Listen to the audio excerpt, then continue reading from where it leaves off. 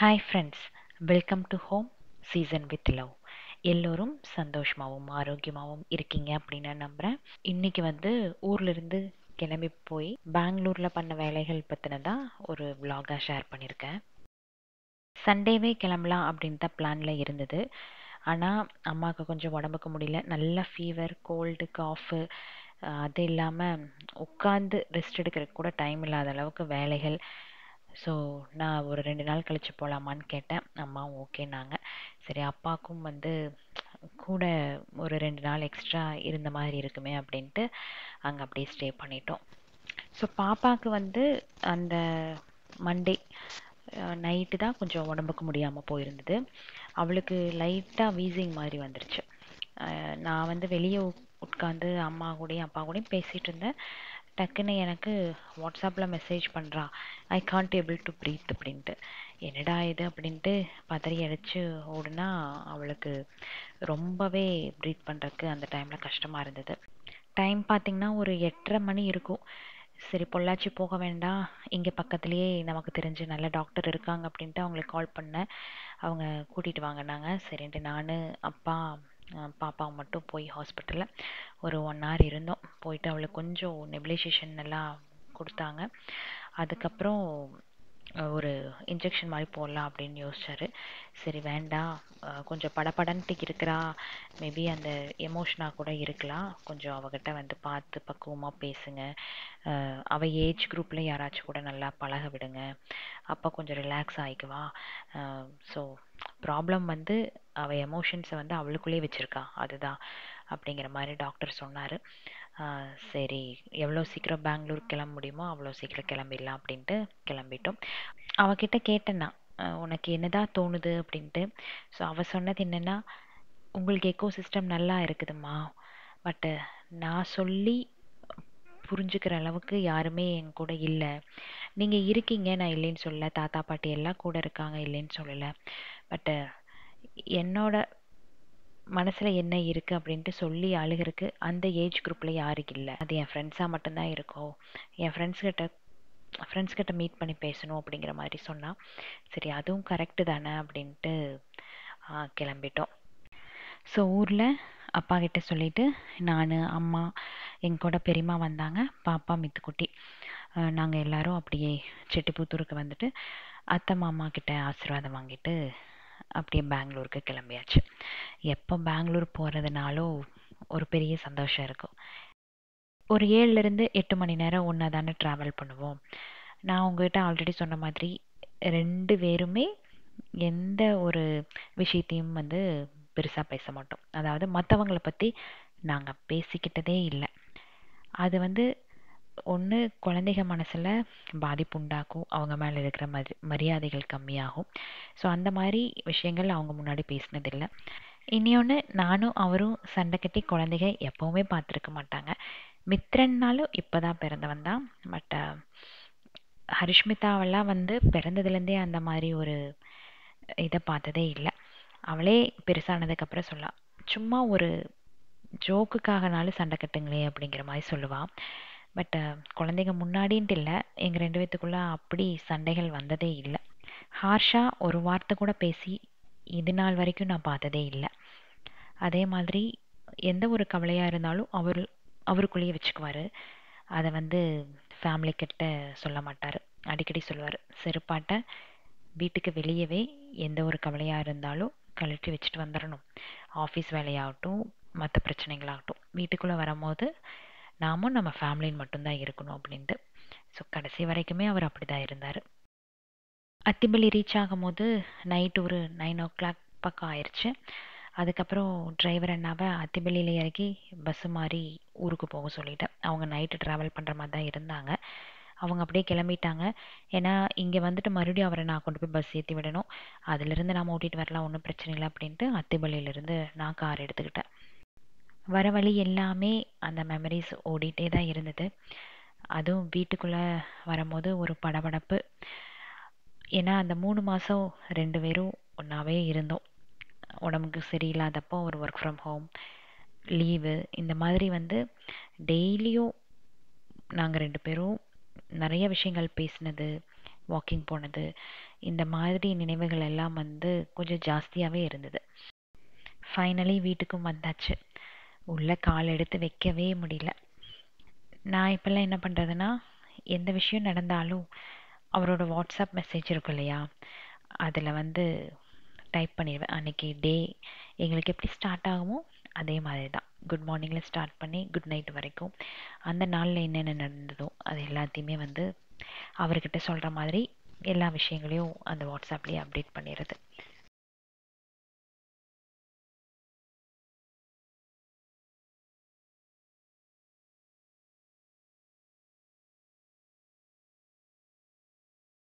நிறைய பேர் கேட்டிருந்தீங்க இல்லையா, பாப்பா வந்து எப்படி அதர் லாங்குவேஜஸ் எல்லாம் கற்றுக்கிட்டா அப்படின்ட்டு. ஸோ அதுக்கான சின்ன இன்ஃபோ இது. டியோலிங்கோ அப்படிங்கிற ஆப்பை இன்ஸ்டால் பண்ணிவிட்டு ஃப்ரீயாக 40+ லாங்குவேஜஸை தமிழில் கற்றுக்கலாம். அது விளையாண்ட மாதிரியே கற்றுக்கலாம். ஜாப்பனீஸ், கொரியன் இந்த மாதிரி எந்த லாங்குவேஜஸாக இருந்தாலும் தமிழ் மூலமாக ஈஸியாக கற்றுக்கலாம். இதில் லீடர்ஷிப் போர்டும் இருக்குது. சப்போஸ் நாம் ஏதாச்சும் மிஸ் பண்ணினோம், டாஸ்க் மிஸ் பண்ணிட்டோம், இந்த மாதிரி இருந்துச்சுன்னா ஃப்ரீக்வெண்ட்டாக நமக்கு கொஞ்சம் ரிமைண்டர்ஸ் வந்து கொடுத்துட்டே இருக்கும். ஸோ ஒரு 5 to 10 மினிட்ஸ் ஒரு நாளைக்கு டைம் ஸ்பெண்ட் பண்ணால் கூட ஈஸியாக ஒரு லாங்குவேஜை கற்றுக்கிட்டு போய்க்கலாம். இதை பற்றின டீட்டெயில்ஸ் எல்லாம் வேணும் அப்படின்னா டிஸ்கிரிப்ஷனில் லிங்க் கொடுத்துருக்கேன், நீங்கள் செக் பண்ணி பார்த்துக்கோங்க. இது வந்து பெங்களூர் வந்ததுக்கப்புறம் அடுத்த நாள் எடுத்த vlog.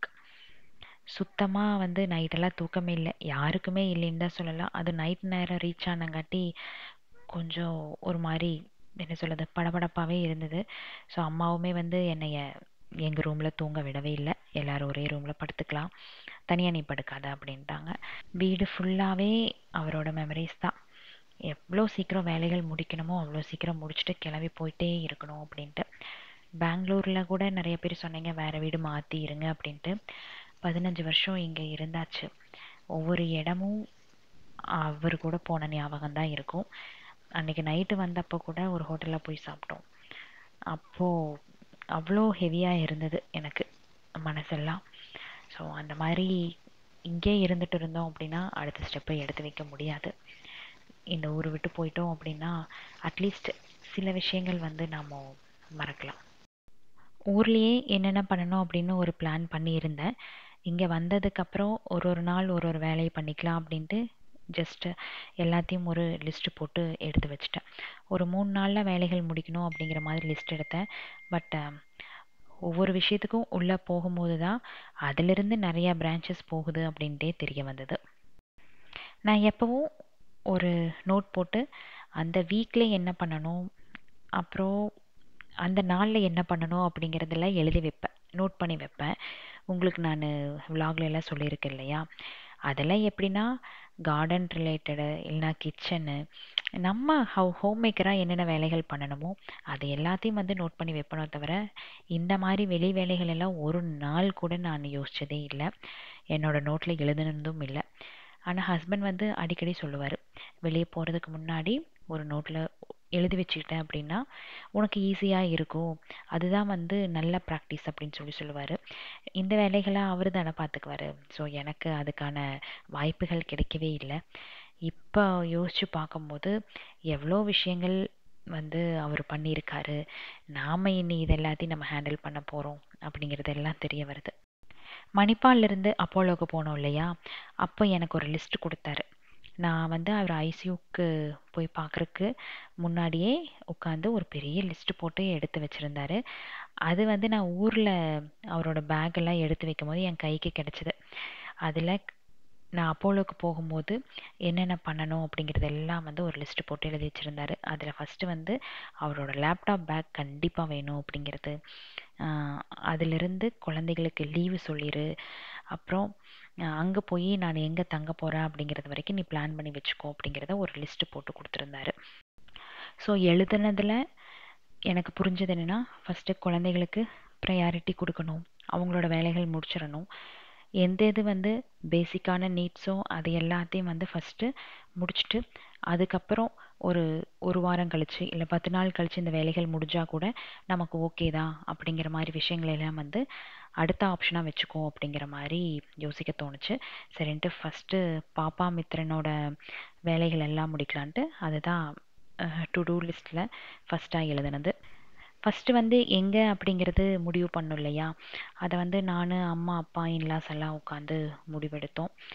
அதுக்கப்புறம் அங்கே ஸ்கூல்ஸ் குழந்தைகளுக்கு கிடைக்குதா பெஸ்ட் ஸ்கூல் பார்த்து அவங்களுக்கு அட்மிஷன்ஸ் வாங்கினேன். அதுக்கேற்ற மாதிரி வீடுகளும் பார்த்தேன். ஸோ சேஃப்டி வைஸ் அங்கே எல்லாமே ஓகே ஆனதுக்கப்புறம் தான் பெங்களூர் வந்தது. வந்ததுக்கப்புறம் இங்கே அவங்களோட டிசி மற்ற ப்ராசஸ் என்னென்ன வந்து இங்கே பண்ணணுமோ ஸ்கூலுக்குள்ளே அந்த வேலைகள் எல்லாம் ஃபஸ்ட்டு முடிச்சுட்டு, அதுக்கப்புறம் இங்கேருந்து ஷிஃப்ட் ஆகிறதுக்கான வேலைகள் எல்லாம் இருக்கும் இல்லையா, அதை வந்து கொஞ்சம் பேரலி பார்க்க ஆரம்பித்தேன். ஸ்கூல் வேலைக்கு அப்புறம் இந்த சிலிண்டர் எல்லாம் வந்து சரண்டர் பண்ணுற வேலைகள் எல்லாம் இருந்தது. அது வந்து ட்ரான்ஸ்ஃபர் பண்ணிக்கலாம் அப்படின்னு யோசிச்சு வச்சுருந்தேன். ஆனால் அவர் பேரில் இருக்கிறதுனால இங்கே ஃபுல்லாக கேன்சல் பண்ணிவிட்டு அங்கே போய் தான் புதுசு வாங்கணும், அப்ளை பண்ணணும் அப்படிங்கிற மாதிரி சொன்னாங்க. சரின்ட்டு அந்த வேலைகளும் வந்து முடிச்சாச்சு. பேங்க் ஒர்க்கெல்லாம் பார்த்தீங்கன்னா இங்கிருந்து தான் பண்ணணும் அப்படிங்கிற ஒரு சில பேங்க் வேலைகளை மட்டும் நோட் பண்ணி வச்சுக்கிட்டேன். அதுக்கப்புறம் எங்கிருந்தாலும் இதை நம்ம ஃபாலோ பண்ணிக்கலாம் அப்படிங்கிறது எல்லாத்தையும் வந்து ப்ரையாரிட்டியில் வைக்காமல் அதை வந்து கொஞ்சம் ஸ்லோ டவுன் பண்ணி வச்சுருக்கேன். நம்ம எந்த ஊரில் இருந்தாலும் அதை வந்து நாம் அப்படியே ஃபாலோ பண்ணிக்கலாம் அப்படிங்கிறதுனால. பேங்க் ஒர்க்குன்னு எடுத்துக்கிட்டோம் அப்படின்னாலே அதுக்கு லீகலாக நிறைய டாக்குமெண்ட்ஸ் வந்து கேட்டாங்க. டெத் சர்டிஃபிகேட் போதும் அப்படிங்கிற மாதிரி நான் நினச்சிருந்தேன். பட் அது இல்லாமல் வாரிசு சர்டிஃபிகேட் அந்த மாதிரி சில விஷயங்கள் எல்லாம் வந்து அப்ளை பண்ணி வாங்க வேண்டியதாக இருந்தது. ஸோ அதனாலேயே நிறையா வேலைகள் எல்லாம் பார்த்திங்கன்னா ஹோல்ட் பண்ண வேண்டியதாக இருக்குது. அதை எடுக்கிறதுக்கு அட்லீஸ்ட்டு ஒரு 3 months மேலே ஆகும் போல் இருக்குது. ஸோ வந்ததுக்கு டைம் வேஸ்ட் பண்ணாமல் அதுக்கும் வந்து அப்ளை பண்ணியாச்சு. இருக்கிற 3லேருந்து 4 நாள் பெங்களூரில் எத்தனை வேலைகள் பண்ண முடியுமோ எல்லாத்தையும் முடிச்சுட்டு கிளம்பிடணும். அதுக்கப்புறம் ஏதோ ஒரு நாள் வந்து எல்லா வேலைகளையும் ஷெட்யூல் பண்ணி வந்தோமா, வேலைகள் முடிச்சோமா, கிளம்பணுமா அந்த மாதிரி இருக்கணும். ஏன்னா இனி வந்து ரொம்ப ட்ராவல் பண்ணுறது அப்படிங்கிறது கொஞ்சம் கஷ்டம். நம்மளோட உடம்பையும் நம்ம பார்த்துக்கணும். நாம் ஹெல்த்தியாக இருந்தால் மட்டும்தான் நம்மளை நம்பி இருக்கிற ஜீவன்களை வந்து நம்ம பார்த்துக்க முடியும். அம்மாக்கும் அப்பாவுக்கும் பெரிய வருத்தமே அதுதான். ரொம்ப கஷ்டப்படுறேன், எனக்கு உன்னை பார்க்கவே கஷ்டமாக இருக்குது, அந்த பேக்கை போட்டுட்டு இந்த அலையிறியே அப்படிங்கிற மாதிரி. எனக்கு வந்து இந்த ஒரு பெரிய லாஸ்லேருந்து அந்த வருத்தத்திலிருந்து கொஞ்சம் டைவர்ட் ஆகணும் அப்படின்னா இந்த மாதிரி யோசிக்கிறதுக்கு கூட டைம் இல்லாமல் சுற்றிட்டு இருந்தால் மட்டும்தான் முடியும். வீட்டுக்கு வரமா, எதுவுமே யோசிக்காமல் கண்ணை மூடணுமா, நல்லா தூங்குறோமா, அந்த மாதிரி உடம்பு டயர்ட் ஆகணும், மைண்டும் கொஞ்சம் டயர்ட் ஆகணும் அப்படிங்கிறதுக்காக எல்லாத்தையும் கொஞ்சம் இழுத்து போட்டு பண்ணுறேன். பட் யாரையும் டிபெண்ட் பண்ணாமல் இருக்கிறதும் வந்து நல்லது தான். ஏதாச்சும் ஒன்றுக்கு டிபெண்ட் பண்ணிட்டோம் அப்படின்னா லைஃப் லாங் இந்த மாதிரியே போயிடும். எத்தனை பெண்கள் வந்து இதையெல்லாம் தாண்டி வந்திருப்பாங்க இல்லையா? இதை விட மோசமான நிலைமையில் இருந்த பெண்கள் எல்லாம் இப்போ எவ்வளவோ கஷ்டப்பட்டு முன்னேறி வந்திருக்காங்க. ஸோ இதெல்லாம் மேனேஜ் பண்ணுறது நமக்கு ஒரு பெரிய விஷயமாவே இருக்காது. நான் டெய்லியும் வந்து எல்லாத்தோட கமெண்ட்ஸ் படிப்பேன். இன்ஸ்டாகிராமில் வர டிஎம்மும் படிப்பேன். அதில் அத்தனை பேர் அவங்களோட சொந்த ஸ்டோரிஸ் வந்து போட்டிருப்பீங்க. அதே மாதிரி உங்களோட எக்ஸ்பீரியன்ஸ், நீங்கள் சில நேரத்தில் எனக்கு கொடுக்குற ஐடியாஸ், இது எல்லாமே நான் மறைமுகமாக இம்ப்ளிமெண்ட் பண்ணிட்டு தான் இருக்கேன். நான் இவ்வளோ போல்டாக இருக்கிறதுக்கு காரணம் நீங்களும் அண்ட் என்னோடய ஹஸ்பண்ட் எனக்கு கொடுத்த மோட்டிவேஷன் மட்டும்தான். என்னோட செல்லக்குட்டிகள் பற்றி பேச மறந்துட்டேன் இல்லையா? மறக்கலை. அவங்க எப்போவுமே என் கூட இருக்கிறது தான். எல்லாருமே ரொம்ப சந்தோஷமாக நல்லா இருக்காங்க. ஆன்ட்டிகிட்ட சொன்ன மாதிரி அவங்க எல்லா செடிகளுக்கும் தண்ணி ஊற்றி ரொம்ப நல்லா பார்த்துக்கிட்டாங்க. எனக்கு அப்பப்போ ஃபோட்டோஸ் கூட எடுத்து அனுப்புனாங்க. இந்த மாதிரி செடிகள் பூ பூத்திருக்கு, பழங்கள் எல்லாம் வச்சுருக்கு அப்படிங்கிற மாதிரியெல்லாம் காட்டினாங்க. அதில் நான் எமோஷன் ஆகி அழுததெல்லாம் இருக்குது. ஸோ செடிகள் எல்லாமே வந்து நல்லா ஹெல்த்தியாக இருக்குது. என்ன வீட்ஸ் கொஞ்சம் ஜாஸ்தியாக வந்துருச்சு. ஸோ அதெல்லாம் வந்து கிளம்புறதுக்கு முன்னாடி ரிமூவ் பண்ணணும். அன்னைக்கு வந்து காலையில் பிரேக்ஃபாஸ்ட்டு முடிச்சுட்டு நான் கொஞ்சம் அந்த லிஸ்ட்டெல்லாம் போட்டிருந்தேன். ஃபஸ்ட்டு பாப்பாவோடது, மித்ரனோடது, அந்த டிசி, மார்க் ஷீட் இந்த வேலைகள் எல்லாம் முடிச்சுட்டு அதுக்கப்புறம் வந்து அந்த சிலிண்டர் எல்லாம் கொஞ்சம் சரண்டர் பண்ணிட்டு வரலாம் அப்படின்ட்டு அதுக்காக கிளம்புனேன். மித்ரன் வந்து இங்கே வரணும் வரணும்னு சொல்லிகிட்டே இருந்தான் இல்லையா? ஸோ அவரோட ப்ரெசன்ஸ் இருக்கும், அங்கே போகணும் அப்படிங்கிற மாதிரி அவன் ஃபீல் பண்ணுறானோ, அங்கே போனோடனே அவங்க அப்பாவை கேட்டு அழுதுருவானோ அப்படிங்கிற மாதிரி ஒரு பயமெல்லாம் இருந்துகிட்டே தான் இருந்தது. பட் வந்ததுக்கப்புறம் அவன் வீட்டுக்குள்ளே ரொம்ப நல்லா என்ஜாய் பண்ணான். அவனுக்கு ஏதோ ஒரு சந்தோஷம், அங்கே நான் பார்க்காத ஒரு சந்தோஷம் அவனுக்கு இங்கே கிடைச்ச மாதிரி ஒரு ஃபீல் இருந்தது. வந்துட்டு எல்லா பக்கம் சுற்றுறது, ஜாலியாக என்ஜாய் பண்ணுறது, அந்த மாதிரி ஒரு டே ஃபுல்லாக இருந்துகிட்டே இருந்தான். என்ன அவங்க அப்பா ரூமில் வந்து படுக்கணும்னு ஒரே ரகலை. நம்ம ரூமில் படுத்துக்கலாம் வாமா வாமான்ட்டு ஒரே ரகலை.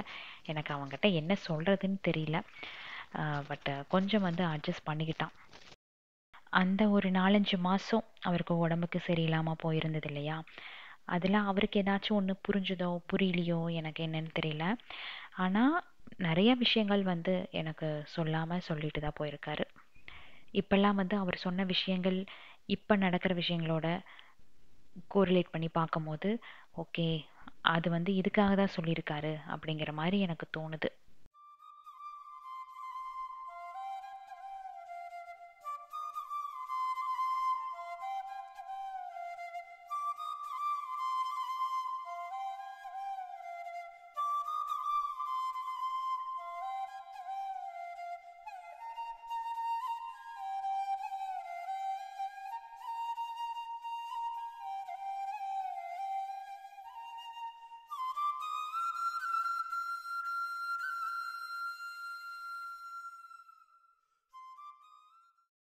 மித்திரனுக்கு வந்து குழந்தைகளை விட பெரியவங்க கூட தான் வந்து நிறைய மிங்கிள் ஆகணும்னு நினைப்பான்.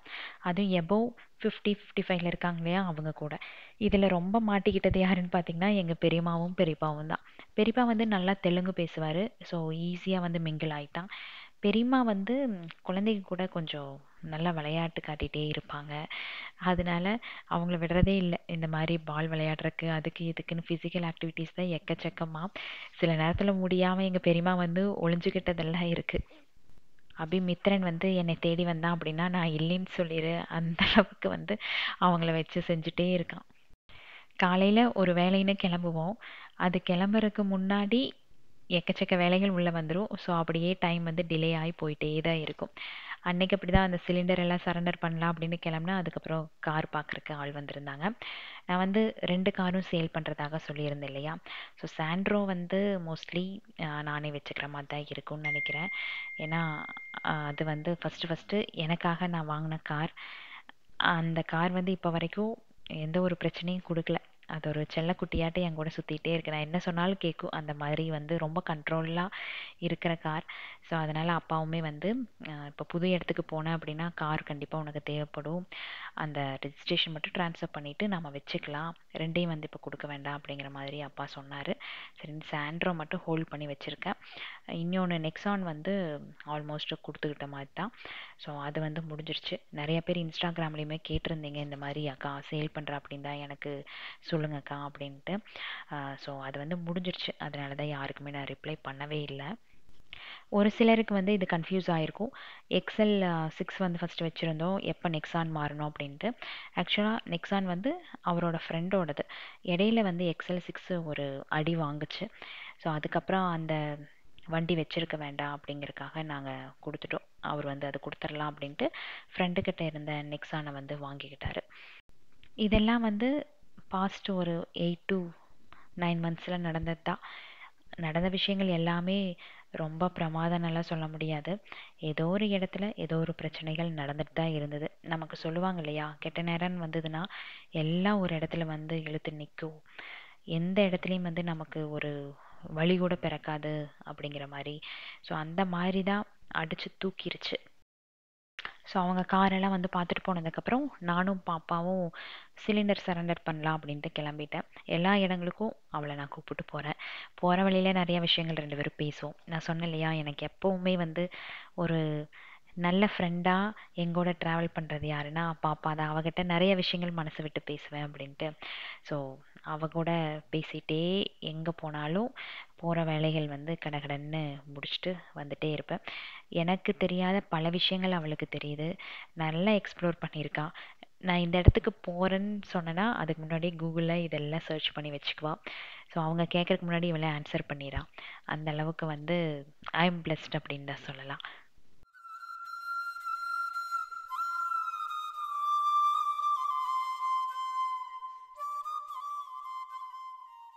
நிறையா இடங்கள்ல பார்த்தீங்கன்னா அவங்க அப்பாவை தான் நான் பார்க்குறேன். அவங்க அப்பா எந்த மாதிரி பண்ணுவாரோ சேம் அதே ஆக்டிவிட்டீஸ் ஹரிஷ்மிதாட்ட இருக்குது. 2 பேரும் எல்லா நேரம் சிரிச்சுட்டுலாம் இருக்க மாட்டோம். சண்டை வந்துச்சுன்னா எங்க அம்மா சொல்லுவாங்க, "மாமியார் மருமகளாட்ட சண்டை போட்டுக்கீங்க 2 பேரும். என்ன இப்படியெல்லாம் பேசிக்கிறீங்க, பண்ணிக்கிறீங்க?" அப்படிங்கிற மாதிரி அளவுக்கெல்லாம் வந்து 2 பேத்துக்கு சண்டை வரும். ஆனா ஒரு 10 நிமிஷம் தான். அதுக்கப்புறம் அவளை விட்டுட்டு என்னால சுத்தமா இருக்க முடியாது. அதுவும் அப்படிதான். "சாரி மட்டும் கேளுங்க" அப்படிம்பா. நம்ம சாரி கேட்டுட்டோம் அப்படின்னா, அதுக்கப்புறம் குழந்தையாட்டம் வந்துரும் பின்னாடியே. ஸோ மத்தியானம் வரைக்கும் அந்த வேலைகள்லாம் இருந்தது. முடிச்சுட்டு அதுக்கப்புறம் பாப்பா வந்து அவள் ஃப்ரெண்டை பார்க்கணுன்னு சொல்லியிருந்தா.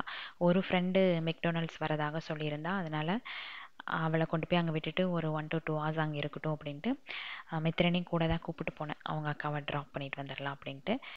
அவன் ஃப்ரெண்டு வர வரைக்கும் வெயிட் பண்ணிட்டு இருந்தேன். அதுக்கப்புறம் 2 பேரும் கொஞ்ச நேரம் பேசிகிட்டு இருக்கட்டும்னு 2 பேர்த்தையும் விட்டுட்டு நான் கிளம்பி வந்தாச்சு. வர வழியில தான் மித்ரன் கூட ரொம்ப நேரம் பேசிட்டு வந்தேன். அங்கே வந்து சொன்னேன் அவங்கிட்ட, அப்பா வந்து இல்லை, சாமிக்கிட்ட போயிட்டாரு. ஸோ இனி வந்து அம்மா அக்கா மட்டும்தான் உன் கூட இருப்போம், எதுனாலும் அம்மாட்டையும் அக்காட்டையும் நீ ஷேர் பண்ணணும் அப்படின்னு சொன்னேன். அவனும் வந்துட்டு சாமிக்கிட்ட போயிட்டாரா, ஏன் அப்படின்னு கேட்டான். அவனுக்கு ஃபால்ஸ் ஹோப் கொடுக்கக்கூடாது அப்படிங்கிற மாதிரி எனக்கு தோணுச்சு. சரி, இதை வந்து பெங்களூர்லேயே முடிச்சிடணும். புது இடத்துக்கு போனதுக்கப்புறம் அவன் யாராச்சும் பார்த்துட்டு, அதாவது மற்ற பேரண்ட்ஸை பார்த்துட்டு எங்கே என் அப்பா அப்படிங்கிற கேள்வியெல்லாம் வரும், ஏங்கி போயிடும், இந்த மாதிரி விஷயங்கள் எல்லாம் நடக்கும் அப்படிங்கிறதுக்காக இங்கேயே அவங்ககிட்ட கொஞ்சம் பேசிடலாம் தெளிவா அப்படிங்கிறதுக்காக தான் அந்த பேச்சு வந்து ஆரம்பித்தேன். ஆக்சுவலாக மித்ரனுக்கு வந்து சாமினா ரொம்ப பிடிக்கும். நிறைய கும்பிடுவான் அவங்க அப்பாவாட்ட. அதனால அவன் அடிக்கடி என்கிட்ட கேட்குறது என்ன, சாமி வந்து நேரில் வரணும், நான் பார்க்கணும் பார்க்கணும்னு சொல்லிகிட்டே இருப்பான். நான் அதை தான் சொன்னேன், சாமி வந்து மனுஷங்க ரூபமாக தான் வருவாங்க, சாமி மாதிரியே வந்து அலங்காரமெல்லாம் பண்ணிட்டு வர மாட்டாங்க. அப்படி உனக்கு வந்தது தான் அப்பா. உன் கூட கடவுள் வந்து 6 வருஷம் இருந்திருக்காரு, உன்னை சந்தோஷமா வச்சிருக்காரு, நீ எப்படி எப்படியெல்லாம் இருக்கணும் அப்படின்ட்டு நிறைய விஷயங்களை என்கிட்ட சொல்லிட்டு போயிருக்காரு. அதனால நீ வந்து அம்மா என்ன சொன்னாலும் சாமி என்கிட்ட சொன்னதாக நினச்சி நீ வந்து அதை ஏற்றுக்கிட்டு நடந்துக்கணும். கடவுள் வந்து எங்கே போய் சேரணுமோ அங்கே சேர்ந்துட்டாரு. பட் அப்பாவோட உருவம் இருக்கு இல்லையா, அதுதான் வந்து உனக்கான கடவுள். நீ வந்து அவரை மட்டும் நினச்சி கும்பிட்டே இரு, எல்லா பிளெஸிங்ஸும் உனக்கு கிடைக்கும் அப்படிங்கிற மாதிரி சொன்னேன். அப்படியாம்மா, அப்போ இனி வரமாட்டாரா, நான் பெருசானா கூட வரமாட்டாரா, பெருசானா வருவார் இல்லை அப்படின்னா. அவனால் அது ஏற்றுக்கவே முடியல. அப்போ நான் சொன்னேன், இல்லை சாமி, அவர் வந்து சந்தோஷமாக வந்து க்ளவுட்ஸ்குள்ளே போயிட்டாரு, இனி வந்து அங்கிருந்து நம்மளை பார்த்துட்டே இருப்பார். ஸோ எந்த தப்பும் பண்ணாமல் அவர் இருக்கும்போது நாம் எப்படி இருந்தோமோ அதே மாதிரி இருக்கணும், சரியா அப்படின்னு. சரிம்மா, அப்பா அங்கே போயிருக்காரு இல்லையா, அப்பாவுக்கு பெரிய சாமி இருப்பாங்க இல்லையா, அவங்க வந்து அப்பாவுக்கு கண்டிப்பாக சாப்பாடெல்லாம் கொடுத்துருவாங்களா அப்படின்னு சொல்லி கேட்டா. எனக்கு என்ன பதில் சொல்கிறதுனே தெரியல. அதெல்லாம் நல்லா பார்த்துக்குவாங்க அப்பாவை, அப்பா சந்தோஷமாக இருப்பாருடா அப்படின்னு சொல்லி சொன்னேன். அப்போ என்கிட்ட சொன்னா, எனக்கு இந்த வேர்ல்டுலேயே ரொம்ப ரொம்ப யாரை பிடிக்கும் தெரியுமா அப்படின்ட்டு ஒரு 4-5 தடவை என்னை கேட்டால். எனக்கு ஒரு மாதிரி படப்படன்னு ஆயிடுச்சு. எங்கே அவங்க அப்பாவை சொல்லிடுவானோ அப்படிங்கிற மாதிரி ஒரு பயம். அவன் சொன்னது என்னன்னா, எனக்கு அம்மாவை தான் ரொம்ப ரொம்ப பிடிக்கும், எனக்கு உன்னைனா ரொம்ப பிடிக்குமா, ஆனாலும் அப்பாவை ரொம்ப மிஸ் பண்ணுவோமா அப்படின்னா. ஒன்றுமே அறியாத வயசில் இப்படி சில விஷயங்கள் வந்து சொல்ல வேண்டியதாகி போயிடுச்சு அப்படிங்கிற நினைக்கும் போது தான் கஷ்டமாக இருக்குது. பட் காலம் வந்து எல்லாத்துக்கும் பதில் சொல்லும். பாப்பா வந்து அண்டர்ஸ்டாண்ட் பண்ணிக்கிறா, இருந்தாலும் அவளுக்கு எக்கச்சக்கமான ஃபீலிங்ஸ் இருக்கும். அவ வந்து அவர்கிட்ட போனா அப்படின்னாலே தலையை வந்து நீவி நீவி விடுவார். எப்பவுமே அந்த தலையில் நீவி விட்டு, விடுடா பாப்பா அதெல்லாம் பார்த்துக்கலாம் அப்படிங்கிற மாதிரி ஒரு தைரியத்தை சொல்லுவார். அந்த கை சூடு இருக்கு இல்லையா, அதுக்கு வந்து ஈடு இணை எதுவுமே இருக்காது. அதே தான் எனக்குமே. எனக்கு எந்த பிரச்சனை வந்தாலும் டக்குன்னு என் கையை பிடிச்சி சொல்லுவார், எது வந்தாலும் பார்த்துக்கலாம் அபி, அதெல்லாம் ஒன்றும் பிரச்சனை இல்லை அப்படிங்கிற மாதிரி. எனக்கு தைரியத்தை கொடுத்த அந்த கைகள் இருக்கு இல்லையா, அதுதான் மித்ரனுக்கு வந்து ரொம்ப நாளைக்கு கிடைக்காம போயிருச்சு அப்படிங்கிற மாதிரி ஒரு ஃபீல் இருந்துகிட்டே இருக்குது. பட் மறைமுகமாக கண்டிப்பாக அவரோட பிளெஸ்ஸிங்ஸ் இருக்கும். மித்து பார்க்கும்போது தான் நான் வந்து அடிக்கடி ஃபீல் பண்ணுவேன், இந்த பையனுக்கு இந்த வயசில் இப்படி ஒரு கொடுமையா அப்படிங்கிற மாதிரி ஒரு இணை புரியாத ஒரு கஷ்டமாக இருக்குது. பட் கொஞ்சம் நாள் ஆக ஆக அவனே எனக்கு வந்து தைரியம் சொல்கிற அளவுக்கு வந்துடுவான் அப்படிங்கிற மாதிரி தான் தோணுது. ஸோ பிளான்ஸ் எல்லாம் என்ன பண்ணலாம் அப்படின்ட்டு யோசிச்சுட்டே இருந்தாங்க என்னை சுற்றி இருந்தவங்க.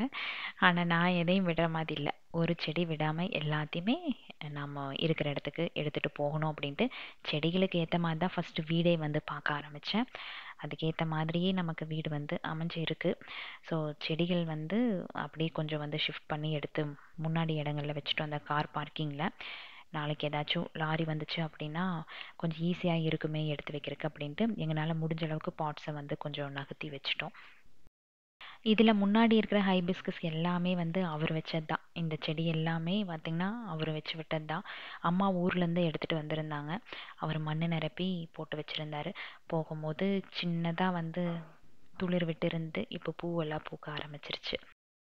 அப்போ வந்து கார்டன் எல்லாம் க்ளீன் பண்ணிவிட்டு எல்லா செடிகளுக்கும் கம்போஸ்ட் எல்லாம் வச்சு விட்டுட்டு என்கிட்ட சொன்னார், இனி ஒன்றும் பிரச்சனை இல்லை அபி, எல்லாமே ஓகேவா நல்லபடியாக வளர்ந்துடும் சரியா, எல்லாமே வந்து நீட்டாக பண்ணி வச்சுட்டேன் ஓகேவா அப்படின்ட்டு இந்த ஓகேவா ஓகேவான்னு ஒரு 4 தடவை என்கிட்ட கேட்டார். ஆனால் அந்த ஓகேக்கான அர்த்தம் இதுதான் அப்படின்ட்டு எனக்கு சுத்தமாக தெரியல. ஆனால் சூப்பராக வந்து அன்னைக்கு கார்டன் எல்லாம் செட் பண்ணி விட்டுட்டு அதுக்கப்புறம் தான் அடுத்த நாள் நாங்கள் போய் ஹாஸ்பிட்டல் அட்மிட் ஆனது. ஸோ இனி வந்து நெக்ஸ்ட் vlogல ஷிஃப்டிங் மோஸ்ட்லி போடுவேன்னு நினைக்கிறேன்.